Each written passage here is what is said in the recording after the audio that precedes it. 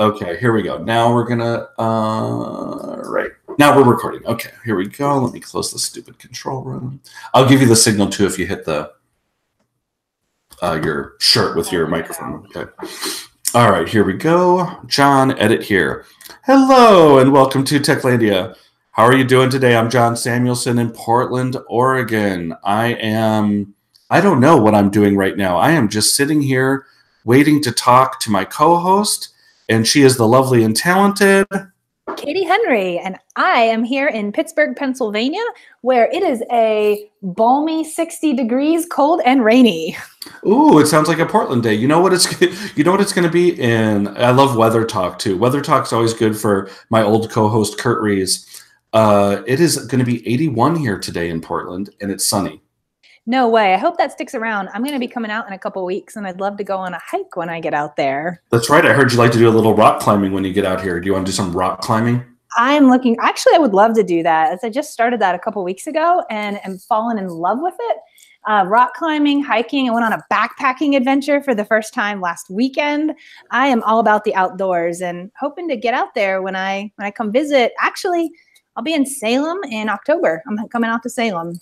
Well, that's cool. I have some coworkers in Salem today, the capital of Oregon. Did you know that's the capital of Oregon? I actually didn't, but I probably should know that. Thank you. No, I mean, when you learn all the capitals, one of those things that you learn in school that you're kind of like, why did I learn all this? But when we, to our credit, when we drove to ISTE from Portland to Chicago this year, we were like rolling through Boise. We saw the state capitol. We rode through Salt Lake City, saw the state capitol. Rolled through Lincoln, Nebraska, saw the state capitol. There's a bunch of them we saw.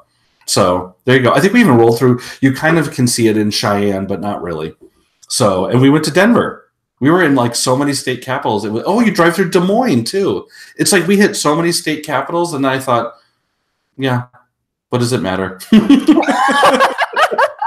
It actually sounds really amazing experience, especially for the kids. It was good. I said, well, and so here's the important part. When I used to teach fourth grade and we used to do state capitals, what's the important fact about state capitals? Why are they important? And then I turned to my, incoming high school daughter, and she said, it's where the government. Yes, it's where the government happens. Thank you very much. You now have passed my fourth grade class in eighth grade. So there you go. That's one thing that people are just like, oh, it's shiny buildings, but that's where they make the laws, right? It's an important part of the state. I was reminded recently on a trip to Washington, D.C., though, I went to see the Lincoln Memorial, and I just love that part of the Gettysburg Address, of the people, for the people, by the people, and reminding myself that the government, I'm a check and balance on the government. I am a member of the government because we have a government of the people, for the people, and by the people. So that while those buildings might be in the Capitol, the people of the government are all over this country and have a responsibility to get involved. Yeah, we in fourth grade, one of the trips from when I used to work in Austin is we go to the state capitol. Their state capitol building is, you know how they do everything bigger in Texas. It is a huge state capitol, and it's very nice. It was always a fun thing to go to that. I liked that field trip. So there we go. I would like that field trip too. I've never seen that state capitol building, John. I think it's so weird that for the first part of this, we're going to talk about maker spaces, and now we're talking about state capitol buildings, probably the opposite of the maker space, but actually, I don't know. It's kind of interesting, right? I mean, the state capitol thing is always interesting. Why do we learn the state capitals in school? And I think I was in a class of third graders yesterday. We were talking about Google Docs, and I was showing them because they're transitioning from iPads to Chromebooks. So I was like, here's how you change fonts, and here's how you do this. And I said, you know what the funny thing is? They were like, ooh. And I said, the funny thing is, I'm a 48-year-old man. I use this stuff every day. I said, and I think I actually said, like, I learned the state capitals when I was your age. I don't think I use that information at all. But obviously I do if I know I was driving through all of them. So maybe it's stuck in the back of my mind. This is a very fascinating conversation because my question is, how are capitol buildings like maker spaces, and why is knowledge of state capitals important or not important? Or what does it transfer to mean? And I kind of want to start with the makerspace question first, because we're thinking about why have a makerspace? What is a makerspace? What makes a makerspace a makerspace? Mm-hmm. And you think about the making and the creating, and it's not just that physical thing that gets made. It's a lot of times the conversations that happen in a makerspace, the ideas that get formed. And that's, I guess, one of the first connections that came to me from a Capitol building. We're making laws, you know? We have the raw material of what people need. We have the raw material of facts and opinions and needs in the society. And then we make decisions. We are making decisions. We're making laws. We're making change. State Capitol buildings, in a way, are makerspaces. They're like the they're the OG makerspaces, right? And you're trying to kind of take existing things that you have, and maybe you don't have a lot of budget for them, but you're trying to fashion them into something useful so that things can keep going, and kind of recycling things. And yeah, I can see that now. Look, we knew exactly what we were doing the whole time, didn't we? We're so good. I know.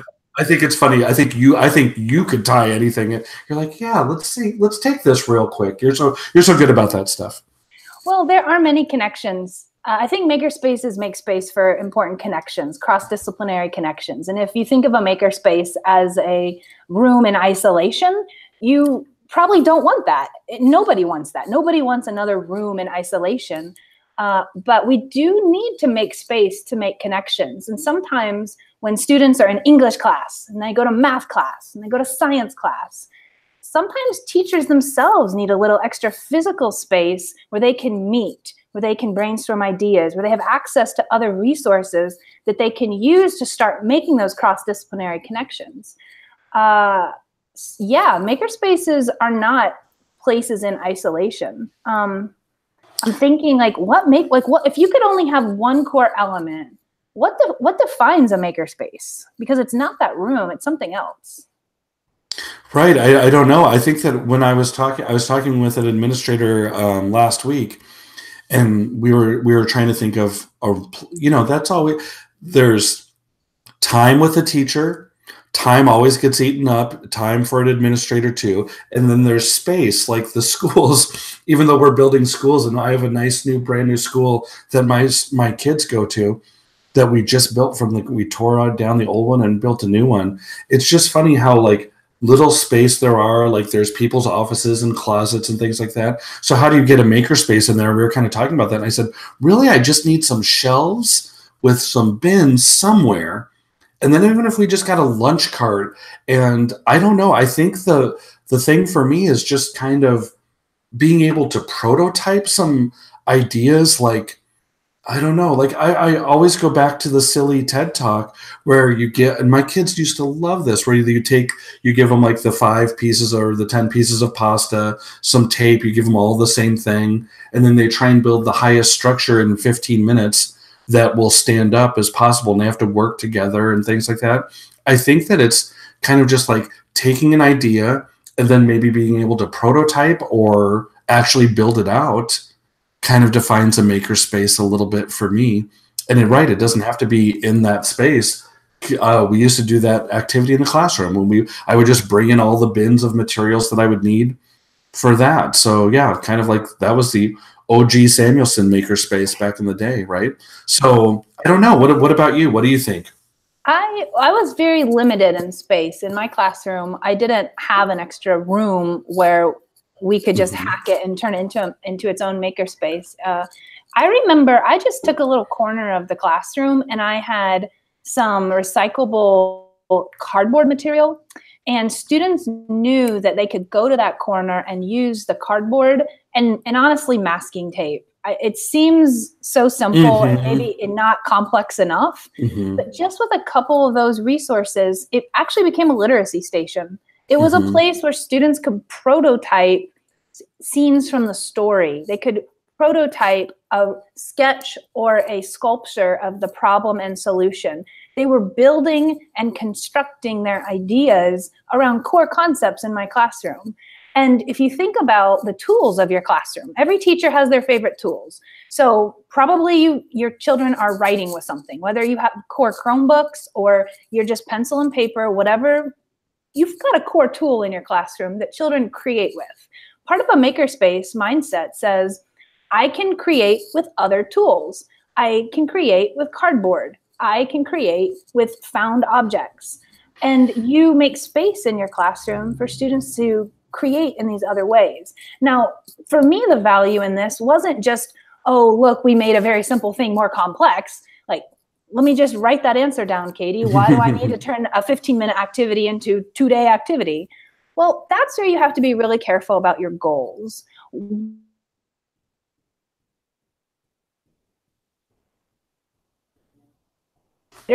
Benefited from conversations with other students. And if you make a space for building, you make a space for communication. And if you're communicating, you're collaborating. And that's what learning is. Learning happens when you are talking with someone who knows a little more than you do. And so, and you're listening, and you're learning, and you're sharing in that experience together. If, as the teacher, I think I have to do all of the talking to my students or they won't get it, I'm putting too much pressure on myself to be the one to deliver all of the answers. But a makerspace mindset says, I'm going to share the experience of teaching and learning with the other 27 very capable bodies in this classroom. 27 students plus the teacher, that's 28 very capable human beings working together to learn. And that's what a makerspace supports. I think that what you said is good because that's what I try and do on this podcast. I just try and talk to people that are smarter than myself, which is a lot, leaves wide open spaces for me.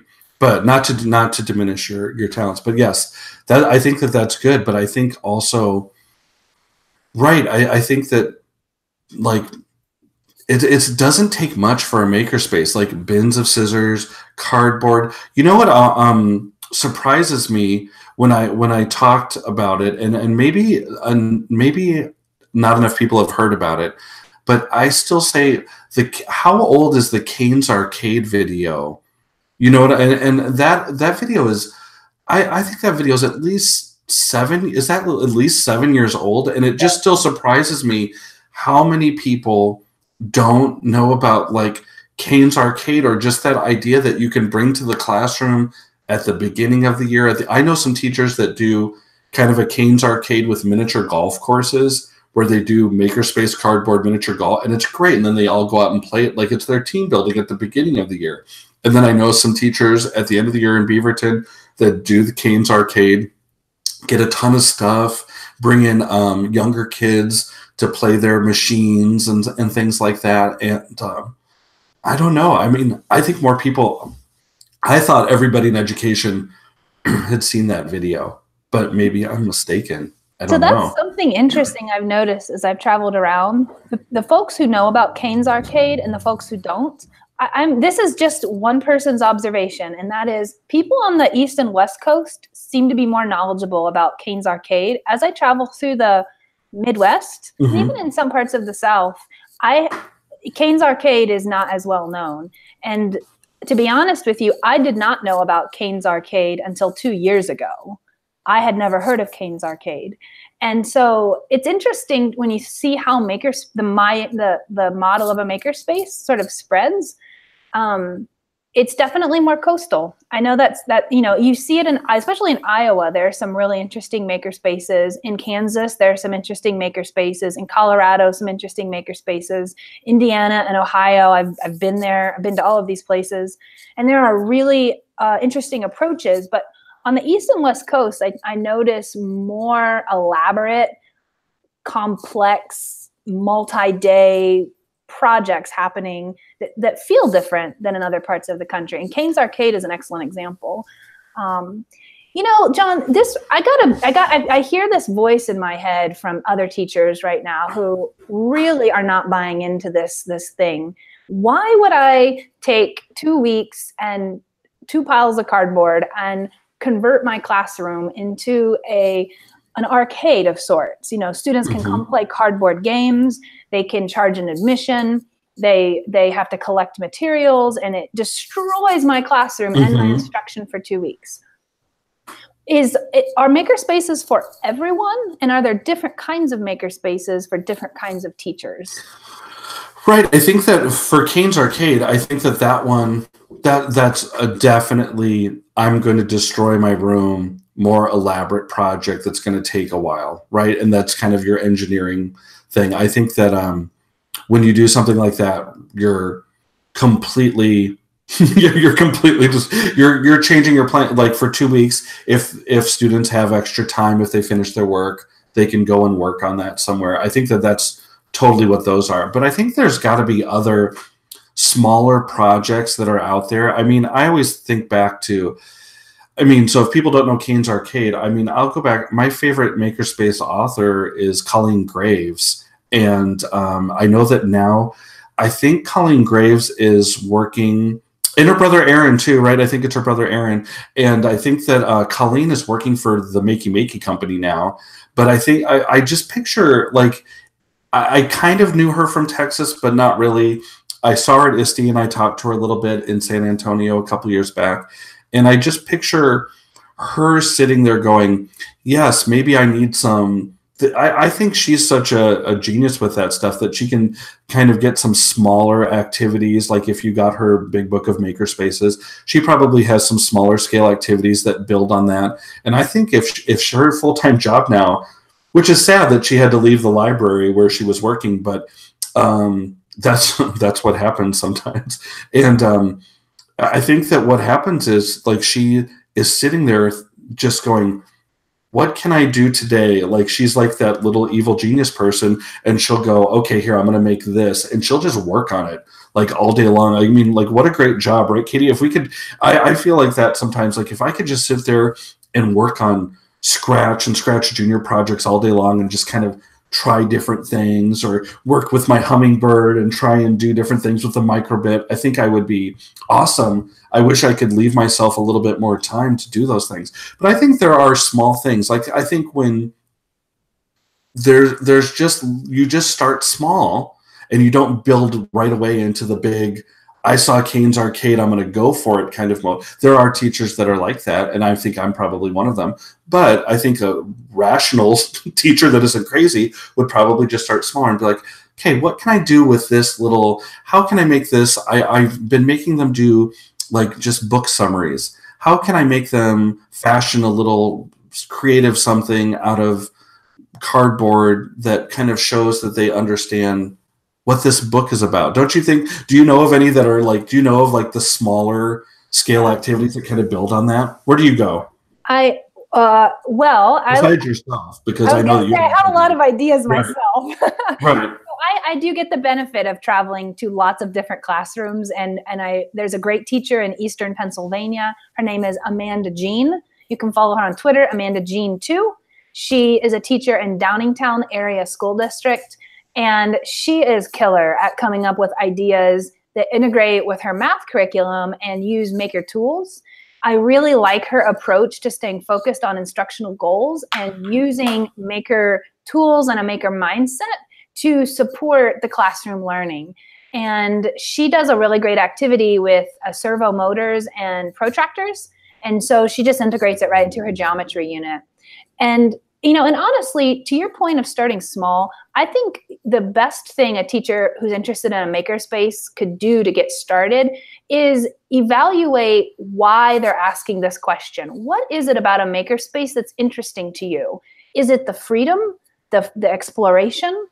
Is it the possibility for divergent and creative thinking? And so that's one end of the continuum. Do you also see this as an opportunity for students to work with students of other backgrounds, of other experience levels? Maybe this is an opportunity for your resource poor students to use materials and resources that they can't afford through summer camp or afford through a Saturday program at the library. They truly cannot get to the public library. It's not an option in their world. And so your classroom is the only place where by law they actually have to be. And so your classroom is the most important place in this entire planet for some of these children to have a chance to experience something outside of their daily normal routine. And so you might see a makerspace as a way to change a student's life. And then I would also challenge you to return to your core goals as a classroom teacher. What are you held accountable to in terms of teaching content? And then I want you to get creative. And my favorite question to ask when getting creative with content standards, I want you to look at your standard. For example, let's talk about decimals or base 10 math system. Let's look at, actually, let's go into area and perimeter. And I want you to ask your students, this is for the teacher who's interested in Makerspace. I want you to ask your students, when are area and perimeter a problem in your life? And right away, you're going to have a whole range of divergent conversation. Give them a stack of Post-it notes. Let them go to town. Give them 2 minutes, set the timer. And at the end of 2 minutes, I want everybody in the room to read their answers. You're going to have questions about redecorating rooms. You're going to have ideas. It's a problem when I want to hang things on a bulletin board. It's a problem in my locker. I don't have enough space to hang this picture I just cut out of the calendar. It's a problem when I'm standing in line for the cafeteria and I don't have enough space to get through the door frame and talk to both of my friends at the same time. Children are experiencing life in a way that we as adults unfortunately have forgotten or sometimes lost touch with. And when you ask from their perspective to hone in on the heart of your content standard and ask them when it's a problem, guess what? You just got everything you need for a rich project-based learning environment, AKA you can start to integrate a makerspace into your classroom. And so what I like to do by putting this question to my students then is we classify the problems, we name the problems, and I ask them, what tools would help you solve these problems? And you immediately start to get real-world applications for your content standards. Student-driven right from the beginning, and suddenly area and perimeter have a very real purpose in your classroom. And it really can start that small. But don't assume that Makerspace means you stop teaching content. It doesn't mean that. It just means you have to get more creative about how you integrate the two.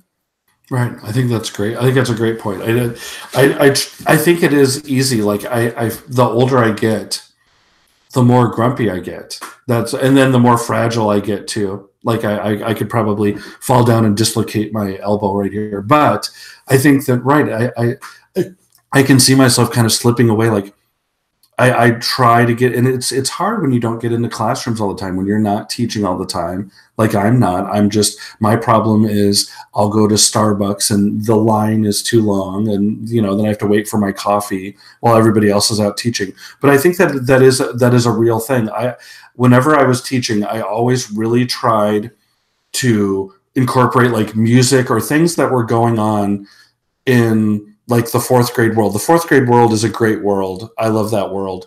But we would do things where we would incorporate things like, well, here's some math, but you know what? We're going to do this math problem, and we're going to go and we're going to get the Houston Texans, wide receivers, and we're going to take that and we're going to use those numbers in where we would go. And I was always decent, I think, at doing that, or just even like singing a song to like the current, pop hit. But I think that I'm so bad with music now, I wouldn't even know what kids in fourth grade are listening to. Like the older I get, when I was in my 30s, no problem. When I was young, like you, Katie, and like rock climbing, which I used to actually like climb up things.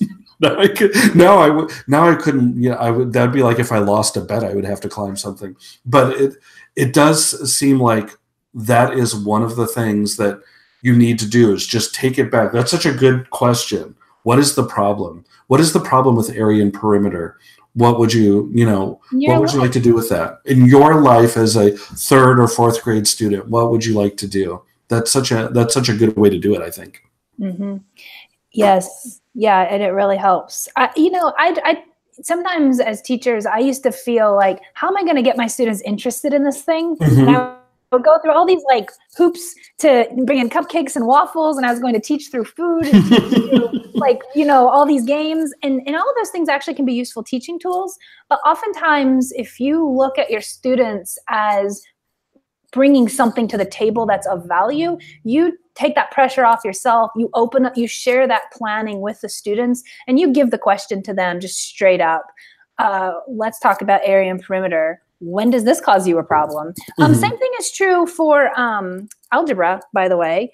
algebra is such a fun subject. And I don't know why so many kids come out of the experience as thinking it's boring or rote. Getting creative with math is the best thing in the world.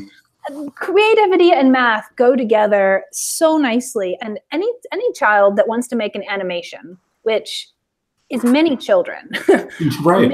Any children the child that wants to create a robot or make an animation or do something interesting on a website. If you're designing a website, you are guaranteed going to need to get creative with math. And getting creative with math can happen in any classroom, but especially in pre-algebra and algebra 1. I think every algebra teacher in the country should be integrating robotics into their classroom.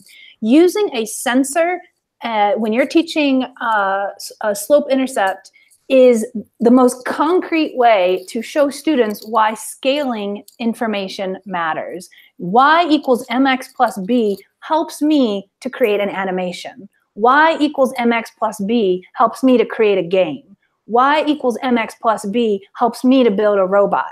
And games, animations, and robots are things that kids buy into. And you can use those then to communicate more information, to teach and learn and share. I just think that having a makerspace doesn't mean needing a whole other room in your building. Makerspace is a mindset, and it's a mindset that any teacher can adopt with very interesting tools in their classroom.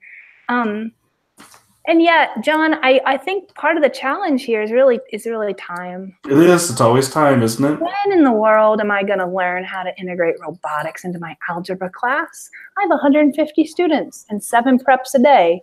And also, I have a life outside of my job. Right. And I have all these district initiatives that are coming down that have nothing to do with what we were just talking about, right? I understand. Exactly. I understand. It's tough. I think that's